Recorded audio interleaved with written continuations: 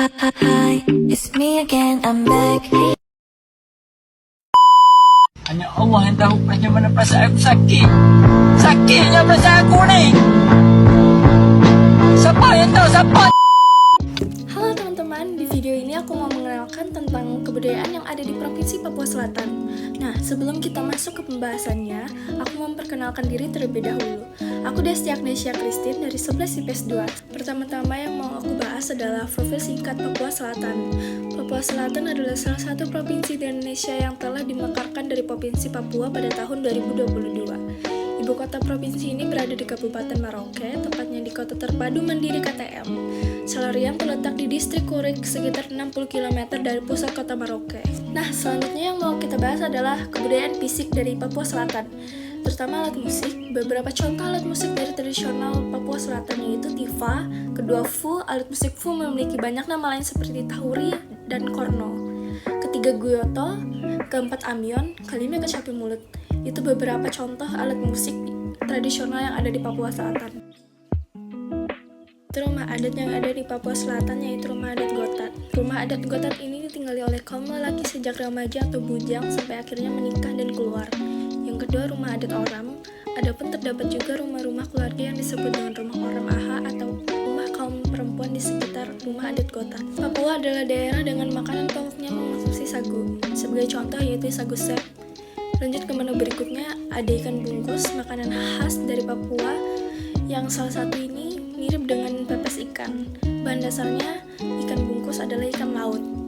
Ikan yang paling umum digunakan adalah ikan bandeng. Selanjutnya yang akan kita bahas adalah pakaian khas yang ada di Papua Selatan yaitu koteka. Koteka merupakan bagian dari pakaian adat Papua yang berfungsi untuk menutupi kemaluan penduduk pria asli Papua. Sementara bagian tubuh lainnya dibiarkan terbuka sehingga nyaris telanjang. Yang kedua adalah baju kurung. Baju kurung merupakan pakaian adat Papua yang digunakan oleh para wanita sebagai atasan. Bahan dari baju kurung adalah kain bludru. Yang ketiga adalah rok rumbai. Rok rumbai merupakan bawahan yang menutupi bagian tubuh bawah wanita Papua. Biasanya rumbai digunakan secara berpasangan dengan baju kurung. Yang keempat adalah pakaian sali. Untuk mengenali seorang gadis masih lajang atau sudah menikah bisa dikenali dengan pakaian yang dikenakan. Pakaian sali merupakan pakaian yang boleh digunakan oleh para gadis. Senjata khas dari Papua Selatan yaitu pisau belati bernama pisauwe. Senjata ini diambil dari tulang paha manusia atau tulang burung kasuari dan bulunya menghiasi hulu belati tersebut. Yang kedua, kapak batu. Kapak batu merupakan senjata tradisional di Papua yang digunakan masyarakat pedalaman untuk mempermudah pekerjaan.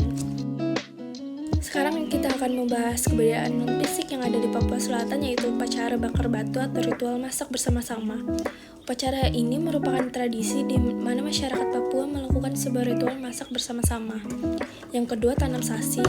Upacara adat kematian oleh suku Marin Anim. Upacara adat tanam sasi adalah upacara adat kematian yang berkembang di daerah Kabupaten Merauke dan dilaksanakan oleh suku Marin atau suku Marin Anim. Ada juga upacara adat war, ritual untuk meminta perlindungan. Upacara war merupakan tradisi yang telah dilakukan secara turun-menurun oleh suku Biak, yaitu suku yang mendiami berbagai daerah di Papua.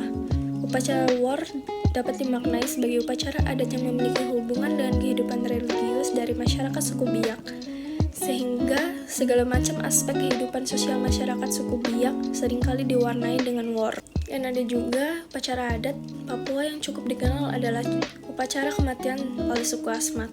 Suku Asmat merupakan salah satu suku yang memiliki populasi terbesar di Papua. Yang terakhir kita bahas adalah bahasa khas dari Papua Selatan yaitu bahasa Agu atau juga disebut dengan bahasa Awiu Tengah. Bahasa ini memiliki dua dialek yaitu Awiu Sungai Mapi dan Awiu Sungai Papsue. Yang kedua adalah bahasa Asmat. Bahasa Asmat adalah sebuah bahasa Papua dari rumpun bahasa Asmat Kamoro. Yang ketiga, Mamori. Sekian pembahasan Papua Selatan dari saya. Maaf jika kalau ada kekurangan. Terima kasih.